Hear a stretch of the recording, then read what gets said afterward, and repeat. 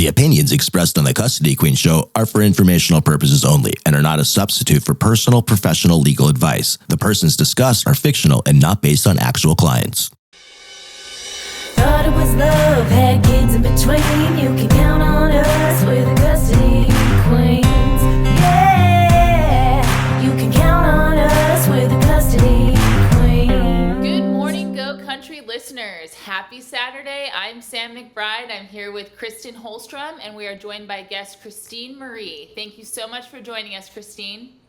Thank you so much. I'm so excited to be here with both of you. Welcome. Yeah, and Kristen and I are so excited for today's show. Today, again, we are joined by Christine Marie. She is a certified biblical mindset coach, a podcast host, and top 1% network marketing leader who has fostered 77 children. Yeah, you heard that right. 77 children and adopted 2 daughters, a top health influencer with a global podcast and 380,000 Instagram followers to boot.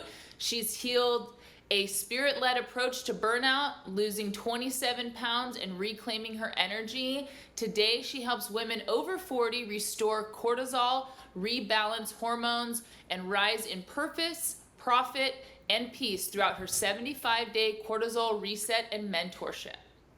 Oh my gosh. So the second that I heard cortisol and hormone, my little ears, totally perked up, because I think that's something that Sam and I have definitely dealt with over the last couple years with burnout and just getting older and these lovely things called hormones. So I am super excited to hear about all of that. But the 77 children, that is truly incredible. That is incredible.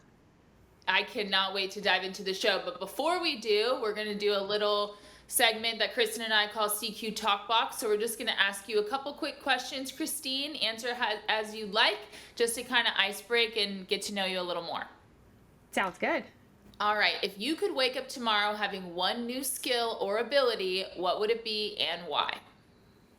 I would love to be a dancer. I have no moves. Now, what kind of dancer? Any kind, just like rhythm in my body. I don't have much rhythm either. Yeah, it's just one of those things that it's like a skill that you kind of need maybe at like weddings or events or I don't know, but I have 2 left feet and no rhythm, and so that would be super fun. Well, I am with you, and for anyone that has seen Kristen and I's TikTok, it is not hard to find us really needing some new dancing skills. I think our production team makes fun of us too. So I'm there with you. I'd love to be able to dance. Same. I think my mom had me in dance class for a couple years, but it's just not something that completely clicked with me. And I think Sam and I each have about 3 dance moves, and they're more for comedic purposes than actual talent. So I like that. Well, I like that. Yeah, so do I. All right, next question. What's one small, meaningful ritual you practice regularly that shows you who you are to others? Oh, I would definitely say making dinner every night for our family. So Grandma passed away in 2000 with a car accident, and so we moved to Vegas to be with Grandpa. And so something that they had every night, and I'm saying this because I don't like to cook. I find it annoying that people need to eat meals every day. I do too. It's just not something I love. But when we moved here, Grandpa had, the salad, the meat portion, and the carb side, or whatever that is, and rolls every day his whole life. So when we moved here, and coming out of fostering 77 kids, I was like, cereal, pizza, whatever we got is good. Yes, whatever works. And so when we moved here, I was like, we're going to sit down and have family dinners every night. And so it's something that I know the kids have really, it's meant something whether they realize it or not now. And it's just continued a tradition. So I would say making dinner with the family and sitting down every day. I love that. And that sounds like a really strong family. I admire that. My family gets together on Thanksgiving. I was there for about, 15 years, so yeah, there's hope.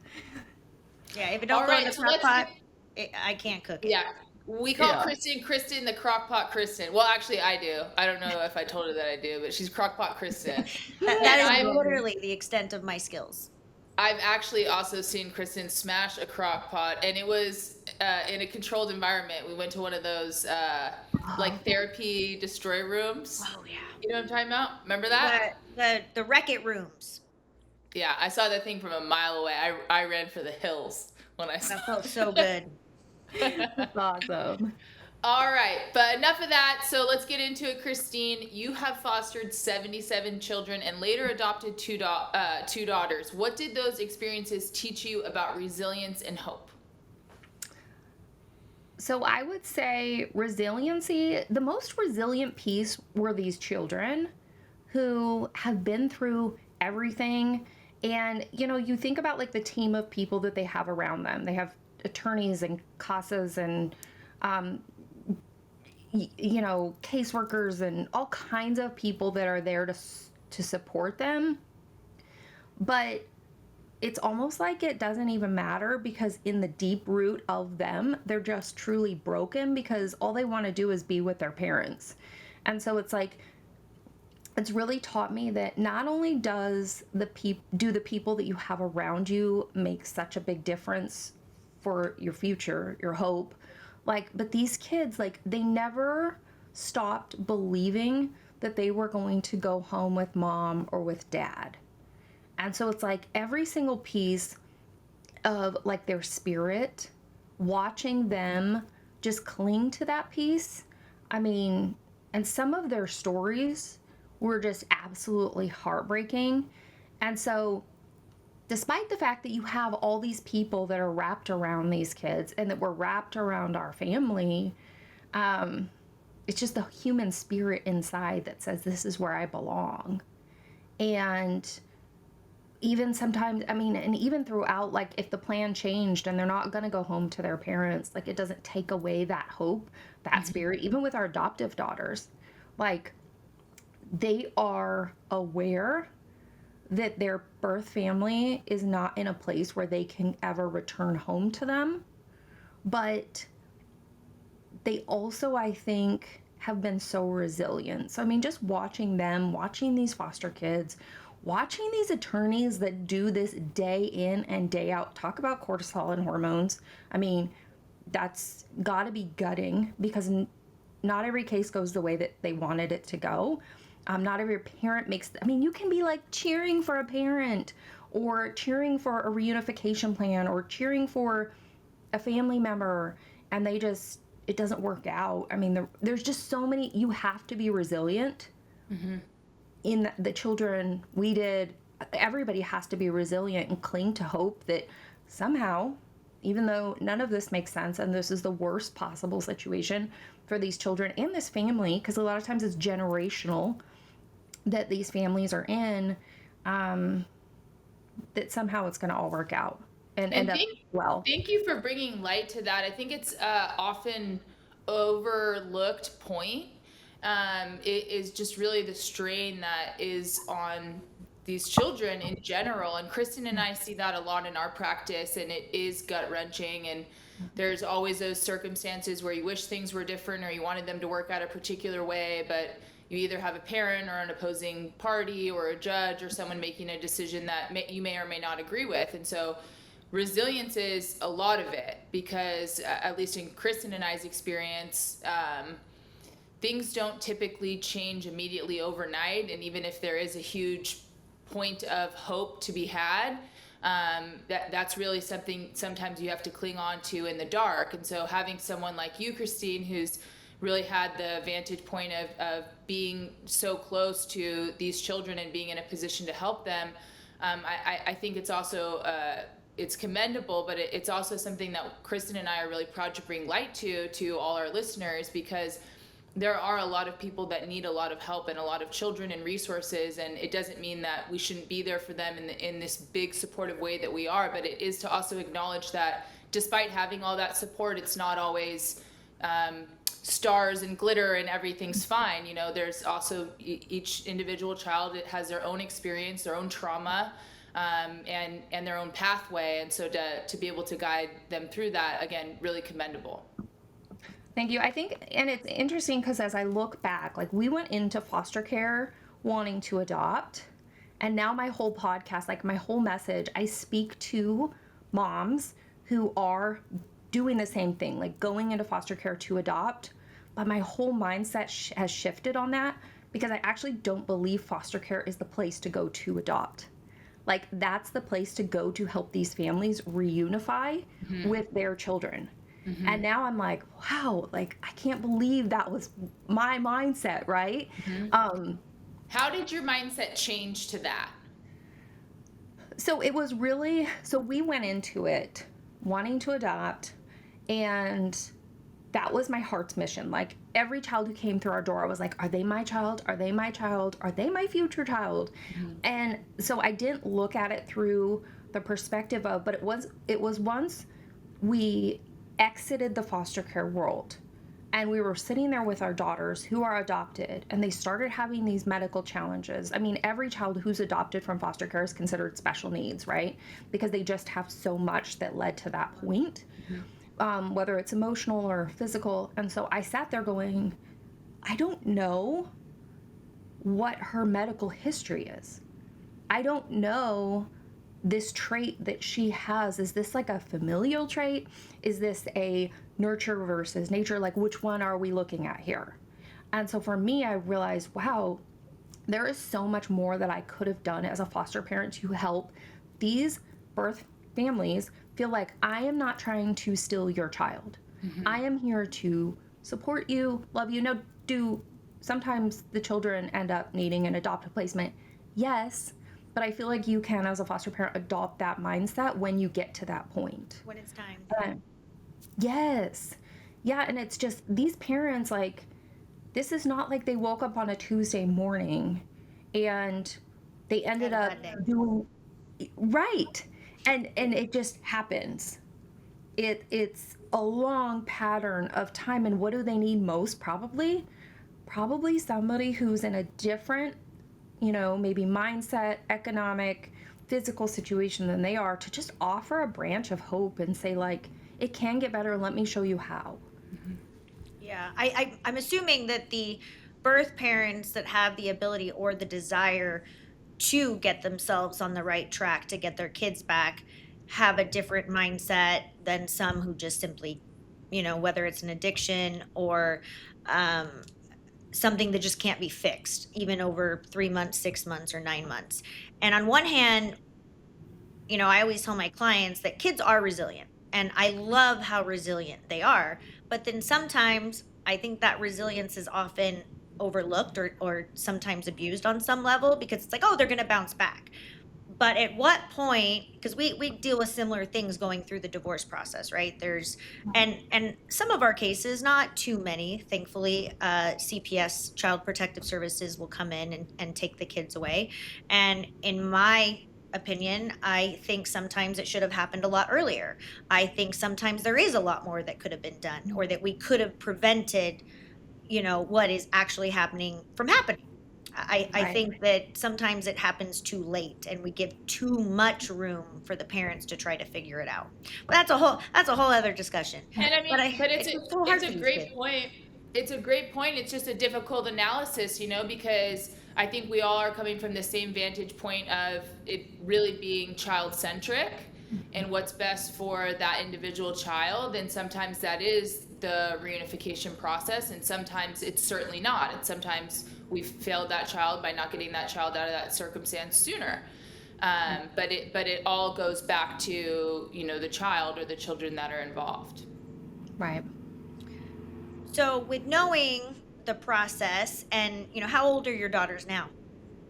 My daughters are 18 and 19 now. So we have two biological sons who are 23 and almost 21. And then we have the girls who are 19 and 18. So okay, well, you don't look old enough. You absolutely don't look old enough, to have 4 adults. But I am sure that while they cling on to that hope, and I think you're right, you always cling on to that hope, whether it's rational or reasonable. But I can imagine that they are thanking their lucky stars every day that they ended up with in your home. I'm sure that is the case. But I'm sure this took a toll on you emotionally, mentally, and your marriage and your household as well. It did. And that's what has led me on this long journey, which is why I got my certifications in brain science and, biblical mindset, because I was so broken when you kind of like and I'm such an empathetic person that I took on like so much trauma from these kids, because as you try and work with each of them to work through what they've been through, you can't help but have it just take part of you with it. And 77 children, I wouldn't advise that to anybody, by the way. I think that number, I'm like, that's like 2 or 3 classrooms. Like that's a lot. It is. And it was, if you've read or heard that analogy of the slowly boiled frog, it's like you think that you can help all of these children, and the need is so great that I just thought, let me just do everything I can until I had nothing left. And that's where, once we were done fostering, I was drinking a bottle of wine a night in my closet, hiding from my kids because I wanted to keep up the persona, right? Because my body was just like, I have nothing left. I lost more than half my hair. Like my body was showing all the symptoms of, you are maxed out in the trauma. And so that's what began my healing journey. And that's what I love so much, is helping other women, because I think you don't need to take 77 foster kids to be in that place of, I have nothing left and I'm living in shame of a mom, the person that I am now, or wife or friend or whatever, right? You don't need to necessarily be in that situation to experience that same emotional toll. And especially, things are just stressful in this world right now. No, so how did you start to heal? Stressful. Yeah. So for me, I did go to counseling a lot. I think it's EMDR I think it is something like that. We're with you. Yes. And then it was truly about getting my body physically active. So it was just walking, right? Like just baby steps. Cause I feel like it's hard to take somebody who doesn't want to even get out of bed and who's drinking wine and eating and overeating and just, sugar feels really good and carbs feel really good when you're sitting there at night and you're like, I'm the worst mom ever. I'm not where I want to be. And they just feel good. They make you feel better. And I love garlic knots. Yeah, I am the worst self-soothing stress eater at work. I love garlic knots. Mine's like, so I I get love it. garlic knots. I love Wetzel's pretzels, the cinnamon and sugar. I was actually doing that 2 nights ago. Yeah. Then when you find cinnamon and sugar in the bed and you're like, yeah, that actually happened. Like, get your butt to the gym or on the bike. And it's like a fight with yourself, right? But it's like, you know how dark you can go. Like I've dealt with a lot of emotions over the years with going from playing soccer to law school to working to feeling burnout, and I know where I can go if I don't get ahead of it, and I also know what to do to prevent it, but it's that struggle with yourself. I always kind of imagine it like as this line in my head that as I start dipping below the line, I've got to do something to get myself back over the line. And the line is kind of like where I'm threshold. Yeah. And so it was just baby steps. And ultimately it came back to, I've just got to give myself grace, because none of us are perfect.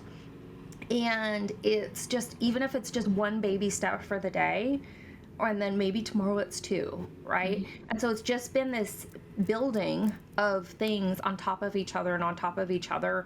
The biggest thing though for me, honestly, is, I did all the genetic testing to figure out what genetic mutations, right? Like all the things, like I went into kind of like research mode, and then it was doing the food allergy testing, because I feel like those are simple things that we can say, oh my gosh, if almonds give me a migraine, then don't eat almonds, like that. And that's life-changing, right?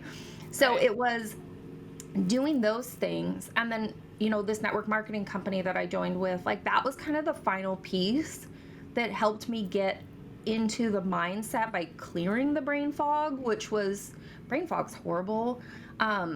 and kind of working to balance my cortisol and hormone levels. And then now it's like, okay, I mean, I still struggle with the keep of myself above the line like we all do every single day. Yeah. But I know my body feels better if I go to Pilates, or my body feels better if I go walk, or my body feels better if I drink enough water, which Right. is a whole challenge in itself. I was just That gonna say, is tough. as I'm on my 4th coffee of the day and had probably about 6 ounces of water when I took vitamins this morning. So tell us about what you're doing with the cortisol and the hormones, because I can tell you, my journey, I think it was probably about 3 years ago, I started hormone replacement therapy, and it was just something that I kind of ran into just by feeling really, really, really bad and second guessing myself and me as a mom and me as a wife and just not being happy with anything. And then I was like, you know what, I'm gonna go have some blood work done. And they don't test a lot of it because you're always within range, or here's the average. And so if you're not going to like someone who specializes in it, you're always most likely going to be within average. But I can tell you it was life changing for me. But I would love to know what you're doing, because I'm always looking, and Sam too, is to grow ourselves like in a mental mindset and a physical mindset. Yeah, so for me, I did do all the testing too, and it was always like, well, you're within range. And I was like, well, I don't feel within range, so let's work on that. Like, I've got to find something else, right? And so it was truly these products. Well, I took everything that I had learned over the past 8 years, which is, I mean, all the healing, all the doctors, all the specialists, all the brain science, all the things, put them together and created what is called the 75-day cortisol reset guide. That kind of pulls everything together, and then you pair it with this duo from the company that I linked arms with, and What's the name of that's that what company? I share. Tell us about it. Yes, the company's called Benieve. I found out about it in April of 2023. I had known the owner from previous network marketing experience, and she said, I'm looking to do network marketing differently. I'm looking to flip it upside down. I'm looking to change the way people are getting paid. I'm looking to build with integrity and transparency. And it's been a truly different experience. And the products are amazing. They're produced in an FDA, like the highest level standard of an FDA lab. And the drink works within 15 minutes, because I'm like Amazon Prime. Like, if you're not going to give it to me really same. fast, I'm out. Like, don't tell me drink more water or wait 60 days Same. and then go walk more. So that was truly like aligned with her vision and her heart behind the company. And the ingredients are top notch. Like, we just came out with a creatine, which there's so much science now on women who need creatine. And so I love that she's looking at pairing science with products, and we have a medical advisory board. Like, it's just, she's put everything together that I've always looked for, and the products actually work. So that's what I share on my Instagram is the products. What is your Instagram, Christine? Share it with us. My Instagram is cortisol_coach. And I if love you it. go You on had me at there, cortisol. Yes. Yeah, I definitely need that. And so if you go on there, that is the best way for any of our listeners who are interested in trying the 75-day cortisol reset to get in touch with you. It is. Yep. I live in there. My Instagram I started, and this is how big the need is out there. My Instagram I started the last day in January 2024. We're a year and a half forward, and it's at 381,000 followers. But I think that just signifies the need and how so many women are feeling. We're just overstressed. Our hormones are out of balance. It's just overwhelmed. And here's what's interesting about that. Like, I feel like I'm pretty open with my hormone replacement therapy journey. And obviously there's people that are going to agree with it, people that don't. I do the one where you get pellets, and then they do your blood work, and then they do what and it's all under a physician, to make sure that it's all done right. But I'm very open, and some people are very secretive, and that everybody's story. But once I started sharing with people, I was like, oh girl, this is what I've been doing. Oh my gosh, let me send you this information. Oh, let me find someone in your area. It just snowballed, and it was like, oh, like, you're gonna talk about it? And I was like, girl, I went from crying in my closet because I was so stressed, feeling like I was a terrible mom, terrible lawyer, going through these, to like, okay, I'm back on, most days, I'm back on top of the world. And I might still cry once or twice a week, because that is normal. Right. But once you make it so it's not so taboo, which is like divorce too. And you know, Yeah. sometimes it is the right move for people. It is not a one size fits all, but sometimes life doesn't go exactly the way we plan. Right. 100%. Well, Christine, it has been so fun to get to know you, and it sounds like you have so much great going on. We will make sure that we post and repost all of your stuff for any of our listeners. Again, this is Christine Marie. Thank you so much for joining us, and thank you to our listeners for joining us. If you have any questions for Kristen and I on the custody front or dealing with any child-centric issues, feel free to give us a call at 1-800-419-7772. That's 1-800-419-7772. Thanks again, And if everyone. you haven't, if you're not watching this, make sure you go back and watch, and you can see how cute all three of us look today. But you can also make sure that you know, if you go and catch it on YouTube, we'll make sure we give all of Christine's information so you can reach out to her about any questions that you have directly related to the foster children, the adoption, or just the life, you know, experiences that she's here to help you with. Get your cortisol down, people. And remember, Let love rule.